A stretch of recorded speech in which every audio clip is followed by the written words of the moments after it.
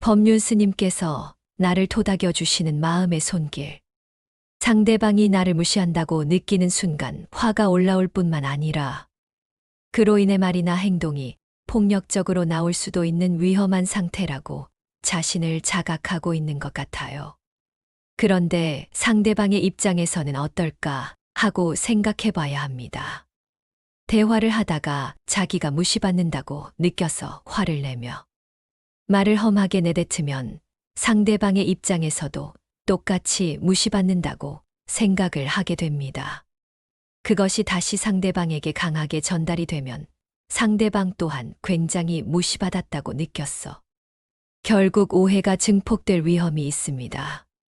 그래서 질문자는 다른 사람과 부딪힐 때 상대방과 소통이 안 되고 오히려 충돌할 소지가 있습니다. 그래서 지금처럼 이미 알고 있는 사람들과 함께 생활을 하는 게 아니라 외국이나 낯선 곳에서 잘 모르는 사람들과 같이 생활을 하게 되면 사고가 날 위험이 있습니다. 그런 환경에 처할 때는 매우 주의를 해야 합니다.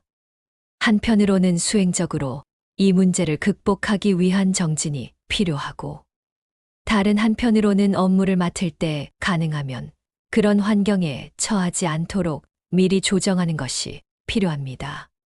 왜냐하면 사람의 업식이나 성격은 쉽게 바뀌는 것이 아니기 때문입니다. 또 노력을 통해 어느 정도 바뀌었다고 하더라도 자극이 강하게 오면 도로아미타불이 될 정도로 강하게 드러나게 됩니다. 이런 위험에 대해서 우선 본인이 자각을 해야 하고 앞으로도 항상 주의를 해야 한다는 관점을 견지해야 합니다. 그리고 어떤 오해가 생기면 그걸 푸는 노력이 필요합니다.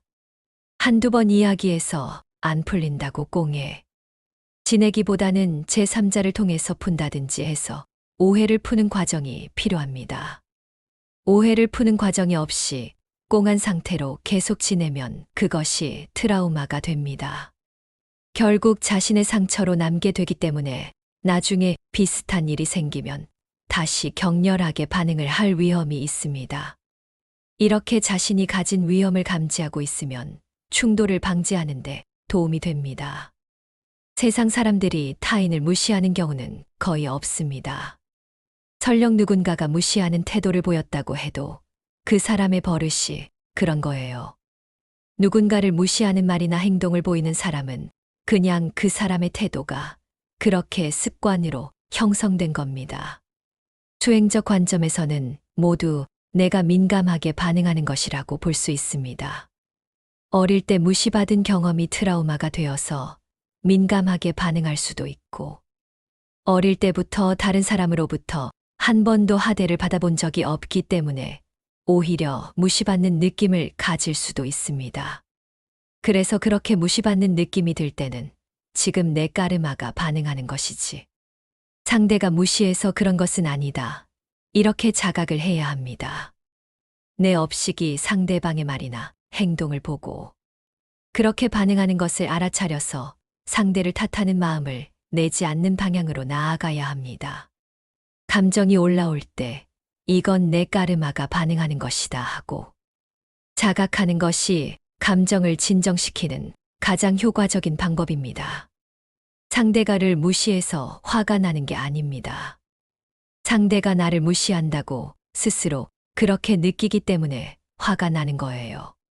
화가 일어나는 것은 상대하고는 관계가 없습니다. 내가 그렇게 느낄 때 문제가 되는 거예요. 그러니 그런 감정이 일어날 때 상대는 그냥 자기 습관대로 말하고 행동할 뿐인데 내 까르마가 그것에 대해서 민감하게 반응을 한다. 이렇게 자각을 해야 합니다. 그래야 설령 반응을 하더라도 폭력적으로 나가는 걸 막아낼 수 있습니다. 상대방으로부터 인정받고 싶다는 마음도 마찬가지입니다. 상대가 나를 인정하고 인정하지 않고는 실제 상대방하고는 관계가 없습니다. 상대가 나를 인정한다고 내가 느끼면 좋은 감정이 일어나고 상대가 나를 인정하지 않는 것 같다고 내가 느끼면 나쁜 감정이 일어나는 거예요. 사람들은 대부분 칭찬보다는 지적을 많이 합니다. 대부분 무엇을 더 챙겨야 한다고 지적을 하기가 쉽지 칭찬하는 말은 잘하지 않습니다. 사람에 따라서 여기에 서운한 감정을 느끼는 사람도 있고 무던한 사람도 있습니다. 그래서 어떤 사람은 칭찬이나 지적에 민감하게 반응해서 일을 같이 못하겠다는 사람도 있고 그런 것에 크게 구애를 받지 않고 지내는 사람도 있습니다. 그런데 자유로운 사람이 되려면 칭찬이나 지적에 구애를 받지 않아야 합니다. 칭찬이나 지적에 본인이 구애를 받지 않으면 자유인이 될 수 있지만 구애를 받으면 늘 상대에게 매여서 살아야 합니다. 상대가 칭찬을 해주면 입이 벌어지고 지적을 해주면 입이 비뚤어진다면 늘 상대만 바라보고 사는 종속적인 삶을 살 수밖에 없습니다. 사람이 칭찬을 받으면 기분이 좋아지는 건 인지상정입니다. 그런 업식이 있다고 하더라도 칭찬에 구애받는 건 사실 스스로 자유인이 되는 데 있어서는 장애 요인입니다. 그렇다고 칭찬을 받을 때 기분이 나빠야 된다는 뜻이 아니에요. 기분이 좋아지더라도 그 맛에 취하지 않아야 한다는 의미입니다. 그 기분 좋음에 취하게 되면 내 존재가 상대방의 칭찬에 종속되는 존재가 됩니다. 그건 상대방에게 내 목줄을 쥐어주는 것과 같습니다. 상대방의 반응에 따라 내 삶의 희로애락을 거듭하게 되는 것입니다. 그래서 칭찬을 들을 때 기분이 좋아지는 것도 늘 자각을 해야 하고 상대방의 비난에 기분이 나빠지는 것도 늘 자각을 해야 합니다. 까르마가 있기 때문에 칭찬을 들을 때 기분이 좋아지는 건 어쩔 수 없지만 거기에 너무 연연해하지 않는 자세를 가져야 합니다. 같이 일을 하다 보면 수고했다는 말을 안 해줘서 섭섭하다는 사람들이 있습니다. 물론 상사가 한 사람을 다 살펴서 칭찬을 해주면 좋지만 사람이 그렇게 하지 못할 때가 있잖아요. 누군가의 말 한마디에 감정이 왔다 갔다 한다는 것은 그만큼 심리가 불안하다는 걸 말해줍니다. 심리가 불안하기 때문에 좋은 말을 바라는 거거든요. 저분은 나를 어떻게 생각할까? 이런 생각이 자꾸 드는 이유는 심리가 불안하기 때문입니다. 그래서 칭찬을 해주면 열심히 하겠다는 마음을 내고 칭찬을 안 해주면 그만두겠다는 마음을 내게 되는 겁니다. 심리가 불안하면 다른 사람이 나를 어떻게 생각하는지 눈치를 보게 됩니다. 질문자도 우선 내가 그런 까르마를 가지고 있다는 걸 자각해야 합니다. 그래서 민감하게 반응을 할 때마다 아, 이건 내 까르마의 문제다. 이렇게 자각을 해야 합니다. 그렇게 내 까르마의 문제로 자각을 하면 상대방에게 차츰 덜 얽매이게 됩니다. 상대방을 미워하는 것은 곧 상대방에게 묶여서 살아가는 겁니다. 꾸준히 자각하면 미워하거나 화가 나는 것으로부터 조금씩 자유로워질 수 있습니다. 다른 사람이 나를 알아주든 알아주지 않든 나는 거기에 구애받지 않고 내 일을 묵묵히 해나가는 것이 수행자인 내가 가져야 할 관점입니다. 그런데 상대방을 위해서는 그 사람의 노고를 알아주는 것이 중요합니다. 모든 사람은 자신의 노고를 누군가가 알아주기를 바랍니다. 많은 사람들이 자신이 고생한 걸 아무도 안 알아줄 때 힘들어하는 경우가 많습니다. 내가 고생하는 걸 누군가가 알아주면 힘든 감정이 아주 많이 해소가 됩니다. 예를 들어 해외 오지에 파견을 가서 근무하거나 시골에서 농사를 짓는 경우에는 자기가 고생을 하거나 어려움을 겪고 있다는 걸 알아주는 사람이 별로 없습니다. 서울에서 여러 사람이 같이 활동을 할 때는 옆에 있는 도반들이라도 서로 알아주니까 괜찮은데 오지에 나가서 활동할 때는 거기서 무슨 일을 했는지 아무도 모르는 경우가 많습니다. 그럴 때 법사님이나 도반들이 그 사람이 하는 일을 알아주면 그 사람에게는 굉장한 힘이 되고 용기가 됩니다. 특히 법사가 된 사람들은 항상 사람들을 살펴서 노고를 알아주는 게 매우 필요합니다. 대부분의 사람들은 남이 나를 알아주기를 원하면서도 내가 남을 알아주는 것에 대해서는 무심한 편입니다.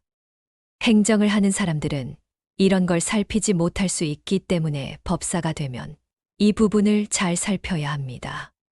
사람들이 활동을 하면서 갖는 불만들은 대부분 업무 때문이라기보다는 자기가 하는 일에 대해 알아주지 않아서 생기는 경우가 많습니다.